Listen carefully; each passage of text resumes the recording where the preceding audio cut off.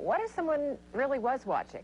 Well, in tonight's special assignment, Ross Blackstone introduces us to Northern Californians who say the government is monitoring their every move, reading their thoughts, and controlling their minds.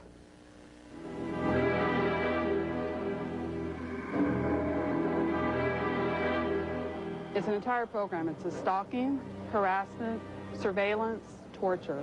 Marianne Stratton says she is a walking human experiment. You can't go anywhere without somebody following you, knowing they know what you buy, they know what you purchase. At this rally last summer, Stratton and others explained how the government monitors their thoughts through ultra-frequency radio waves sent by any energy source directly to the electromagnetic waves in their brains. And like I said, they can tune it to any human that they want in this country, just like a radio frequency, like an FM station. They say the waves can also control their minds and their bodies. They can cause your heart to hurt, they can blast your stomach, they can cause your ankles to give out, they can cause your knees to give out. Whatever they direct it to, wherever they can direct the pain to, your body feels all of it. Why? They claim the government is perfecting mind control technology to use in war. And it's all form of terrorism and torture to drive the targeted subject insane, to drive the human insane. The government has confessed to similar operations in the past using LSD or hypnosis. Now, hundreds of self-proclaimed mind control victims say these documents prove it's happening again. On special assignment, I'm Ross Blackstone for KOVR 13 News. And on our 6 o'clock special assignment, Ross is going to introduce us to a woman who's leading the fight to disclose this information in Northern California.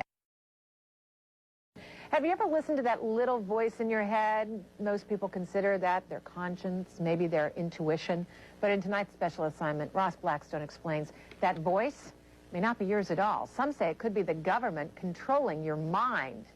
Cheryl Welsh lives in Davis and studies law at Lincoln. She says she's also a victim of street theater, an experiment in which the government controls the minds of everyone around her.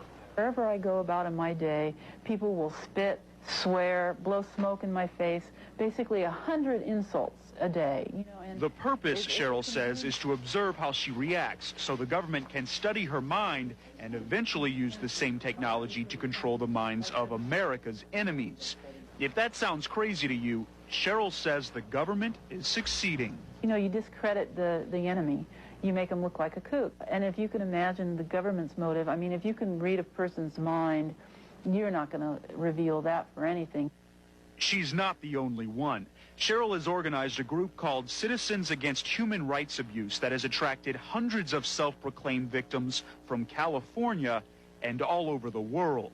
I'm just trying to organize, I guess, and gather the information and get the information out, because I don't think the public has it.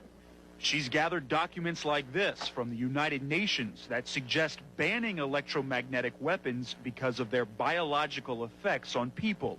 She's also collected papers that she says shows long-term American goals.